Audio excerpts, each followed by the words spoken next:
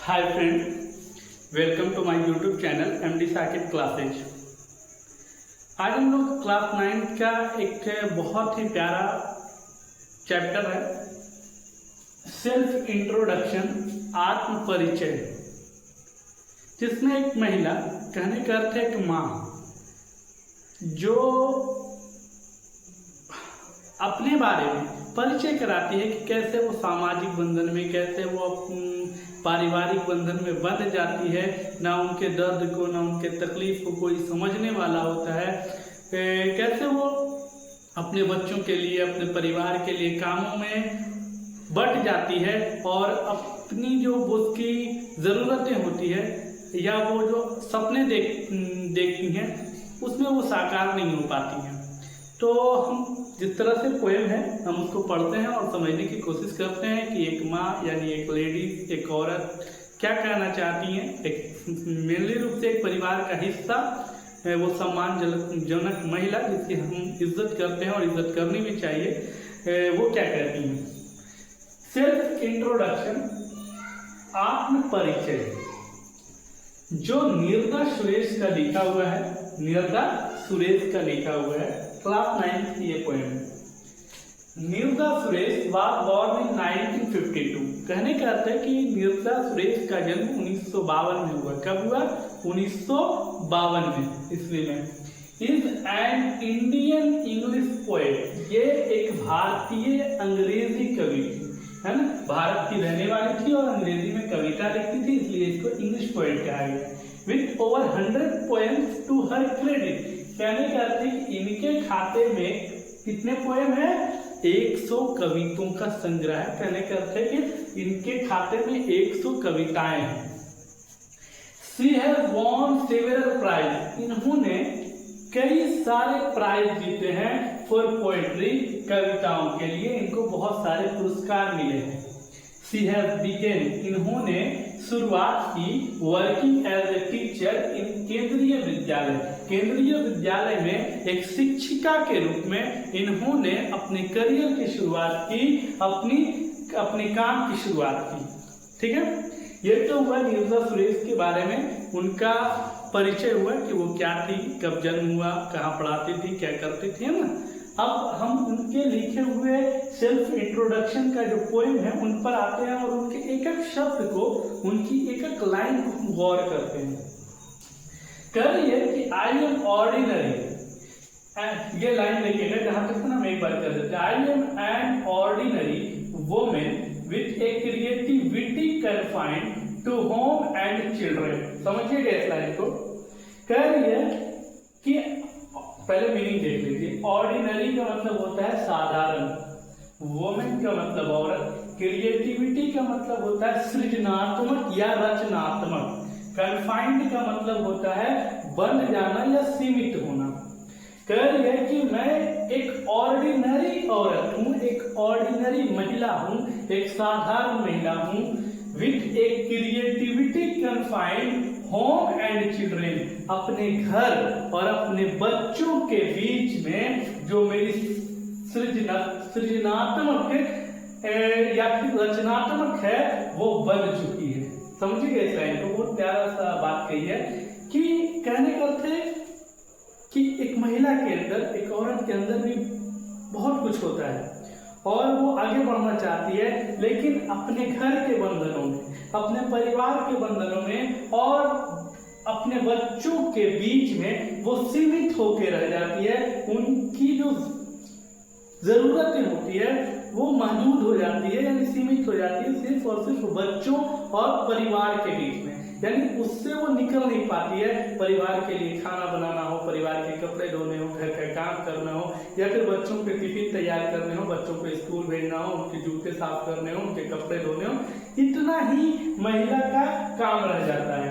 तो कही I am ordinary women, मैं एक साधारण महिला हूँ, विथ ए क्रिएटिविटी कन्फाइंड, जो रचनात्मक तरीके से सीमित रह जाती है, टू होम एंड चिल्ड्रेन, घर और बच्चों के बीच में। देखिए ये जो जस्टपोजिंग देख रहे हैं, जस्टपोजिंग का मतलब होता है, हम देखते हैं घर में एक बेड है, हम बेड को क्या करते हैं, इधर से उधर रख देते हैं।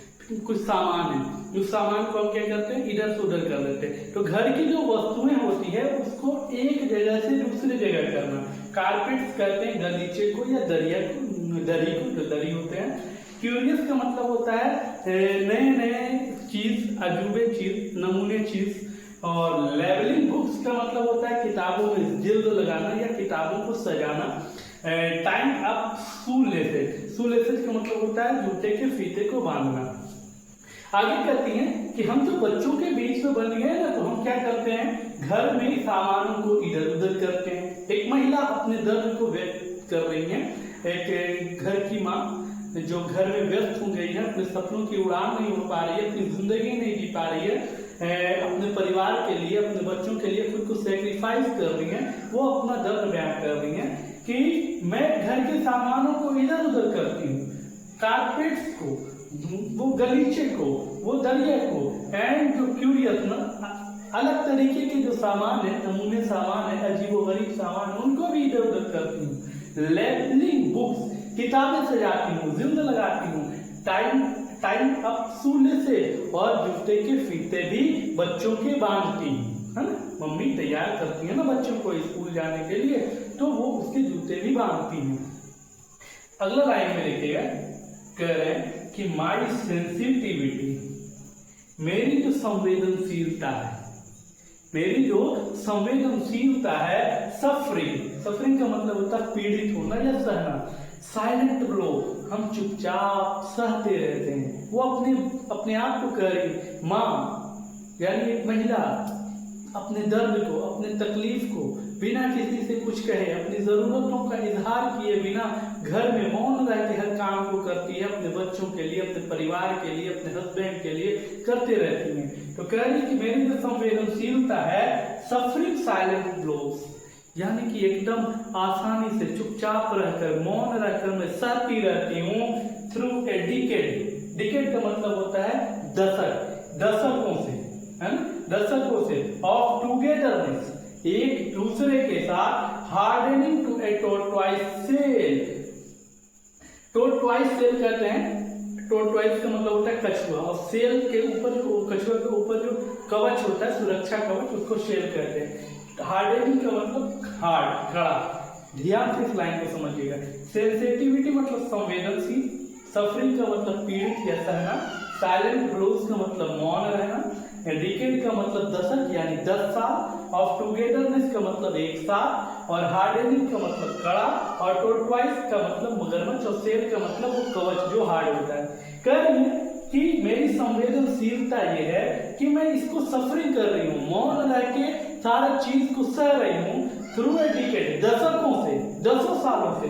ऑफ टुगेदरनेस यहाँ पर यूज किए हैं अपने हस्बैंड के लिए, कि अपने हस्बैंड के साथ में हूँ, अपने पति के साथ में हूँ, और मैं दशकों से उसके साथ। हार्डनिंग टोर्टवाइस सेल, एक कछुए की शेर की तरह, एक कछुए की छाल की तरह, कवच की तरह, कड़ा की तरह मैं उसके साथ हूँ, और वो मेरे साथ कड़े रूप से बिहेव कर रहे हैं, यानी कि मेरे हस्बैंड खुद मेरे दर्द को समझ नहीं पा रहे। जबकि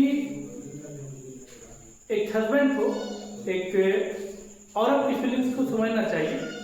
तो क्या कह रहे हैं, हार्डनिंग टू टोर्टवाइस सेल, यानी कि मेरी संवेदनशीलता यह है कि मैं दशकों से अपने हस्बैंड के साथ, अपने पति के साथ हूँ, और उसकी पीड़ाओं को, उसके कड़े व्यवहार को, जो कछुए के कवच की तरह कड़ा है, उसे मैं दशकों से सह रही हूँ। My soul intact flex itself into silence, soul का मतलब आत्मा, इंट्रैक्ट का मतलब जब्त होना या जकड़ना, है ना, फ्लैक्ट का मतलब फड़फड़ाना। तो कह रहे हैं मेरी जो आत्मा है वो जकड़ गई है, मेरी आत्मा जब्त हो गई है। फ्लैक्स इटसेल्फ, मैं खुद फड़फड़ाती हूँ और फिर शांत हो जाती हूँ। मतलब मैं फड़फड़ाती हूँ लेकिन बाद में मैं क्या हो जाती हूँ, शांत हो जाती हूँ। चलिए यहां पर देखते हैं, माई ऑर्डिनरीज, ऑर्डिनरीज का मतलब होता है साधारणता।